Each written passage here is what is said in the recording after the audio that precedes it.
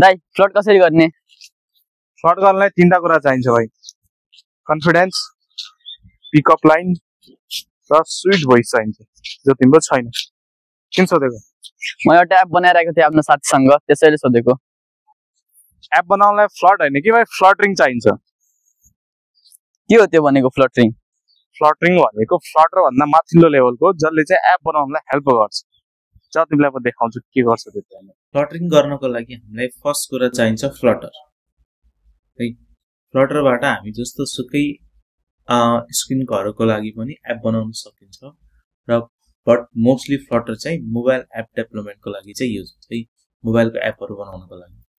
यो चाहिँ फ्लटरको official site हो, जसलाई हामी जुन यो फ्लटर भन्ने टेक्नोलोजी युज गरेर हामी मोबाइल, वेब र डेस्कटप रिलेटेड एपहरू बनाउन सकिन्छ है, र सिंगल कोड बेसबाट।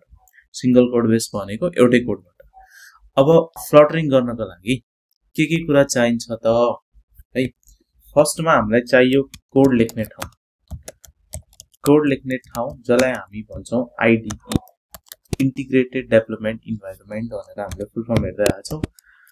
र फ्लटरको कोड लेख्नलाई चाहियो हामीलाई VS कोड भन्ने आइडिई, जुन हामीले सुन्दै गरेको छौँ।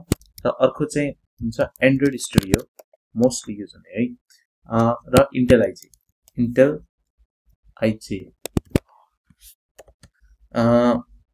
यो तीनटा आइडी चाहिँ मोस्टली युज हुन्छ, मेनली VS कोड र एन्ड्रोइड स्टुडियो कोड लेख्नको लागि है त। दोस्रो कुरा हामीलाई चाहिन्छ एउटा प्रोग्रामिङ ल्याङ्ग्वेज। फ्लटर भनेको आफैमा एउटा प्रोग्रामिङ ल्याङ्ग्वेज होइन, फ्लटर एउटा टेक्नोलोजी हो या प्लेटफर्म भन्दा हुन्छ।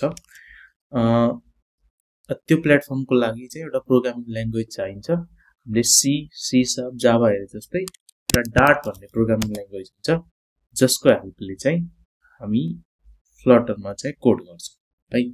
र थर्ड चाहिन्छ हामीलाई फ्लटर आफै है। फ्लटर भन्ने टेक्नोलोजी पनि चाहियो, जसलाई हामी एसडीके, फ्लटरको एसडीके भनेर भन्छौँ है त, भनेको फ्लटरको सफ्टवेयर डेभलपमेन्ट किट। यो तीनटा कुरा चाहिन्छ हामीलाई फ्लटरमा फ्लटरिङ गर्नको लागि। अब फ्लटर कसरी डाउनलोड गर्ने? फ्लटर डाउनलोड गर्ने भन्दा हामीले फ्लटरको एसडीके डाउनलोड गर्ने भन्छौँ है। र त्यसपछि हामीलाई चाहियो डार्ट प्रोग्रामिङ ल्याङ्ग्वेज, जुन फ्लटरको एसडीके सँगै आउँछ, डार्ट रिलेटेड कुराहरू पनि। र त्यसो चाहिँ हामीलाई आइडी चाहियो। ओके, फ्लटर डाउनलोड गर्नको लागि हामी यो साइटबाट डाउनलोड गर्नेछौँ, flutter.dev बाट। र हामी यो कोर्सको लागि हामी एन्ड्रोइड स्टुडियो भन्ने आइडी चाहिँ युज गर्नेछौँ है।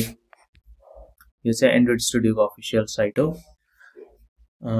ओके, अब यो भिडियोमा यति नै। हामी नेक्स्ट भिडियोमा एन्ड्रोइड स्टुडियो कसरी डाउनलोड गर्ने र फ्लटरको एसडीके चाहिँ कसरी डाउनलोड गर्ने भनेर हेर्नेछौँ।